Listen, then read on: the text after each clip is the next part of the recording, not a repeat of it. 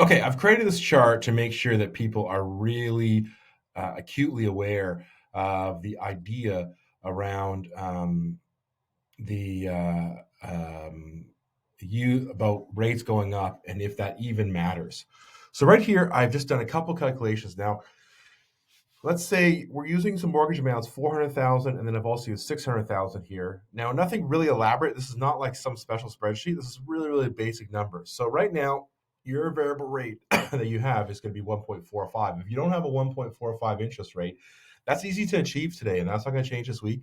So we can redo it to 1.45. So that's where the rate should be, 1.45. Now, if I have a 1589, that means a $400,000 mortgage would be 1589.55. Realize some people would be less. I've done this adjustment here as well for $600,000 for 2,384.74. If the rates bumped up a entire percent, then I'm at 1781, so not quite $200, 92 after one, and then you can see the same correlation right here. Bump it up to 3.45, a full another 2%. So that means I'm at an additional total from where I started at $400, and that's with a 3x on the rate, and then going right up here, a little bit higher, but that's where we get 4.45 I've done. So that would be if you had a $400,000 mortgage, your payment would be $2,202.79. $600,000 on mortgage, 3,304.18 on the mortgage. And so that goes, I mean, for some people, they go, oh, okay, that's no big deal. Some people go, okay, that is pretty scary.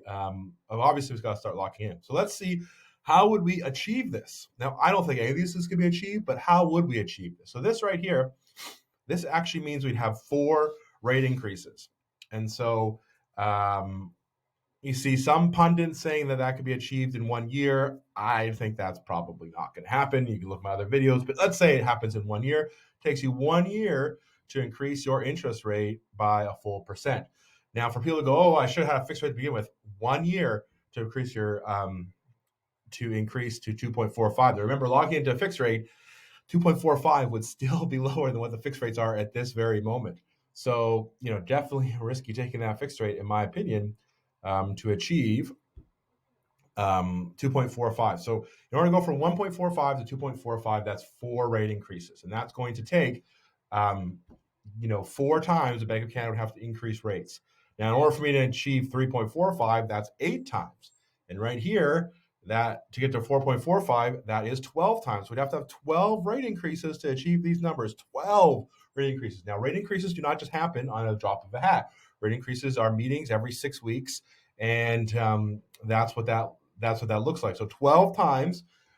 So just to give you an idea, this would really have to be a situation that's spread out over best case scenario 5 years, and that's if everybody's really aggressive, which I think is impossible. So in order to achieve this high payment of so if you go, well, $2,202 isn't that bad. Well, that's going to take you 12 rate increases. 12 rate increases. So let's take another look here. The Bank of Canada rate. So a lot of people, so Bank of Canada started tracking rates here. You'll see they started tracking in 1934. 2.50 was the overnight rate. So that's not the actual prime rate.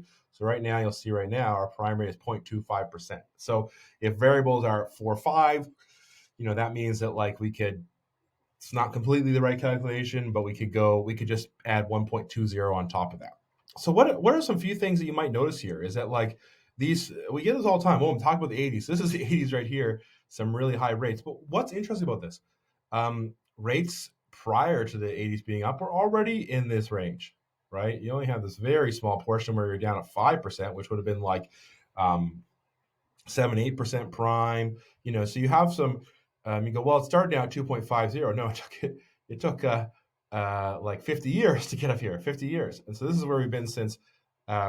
This is kind of where rates have ended up. So this is the if you look down on this, so right here, this is since in the past 20 years, this is kind of the highest. So September 2000, which is 5.75. So add the 1.2, so we're at 6. So your variable, if they hit the highest, that means that you could be at a 6.85 interest rate. I mean, I think that's totally unrealistic and not, but that's what the numbers have showed. But you gotta look here through the financial crisis. We're not talking about these rates going crazy, crazy, crazy. This is the financial crisis, right? 3%. So this is where we've been since the past 20 years, around this range. Even when the market goes hot, hot, we're down here, up here.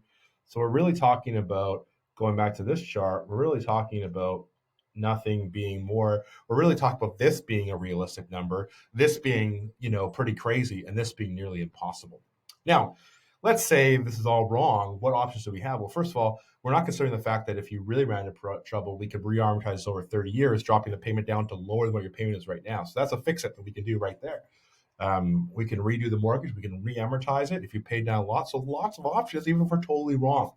Now, I cannot stress this enough when we're thinking about variables and fixed rates. Remaining to be the biggest risk on a fixed rate over variable is the interest rate differential, that you'd have to pay that penalty to pay it early. So you completely take those options off the table. Now, let's say you're on the cap, you think market value is going to go down.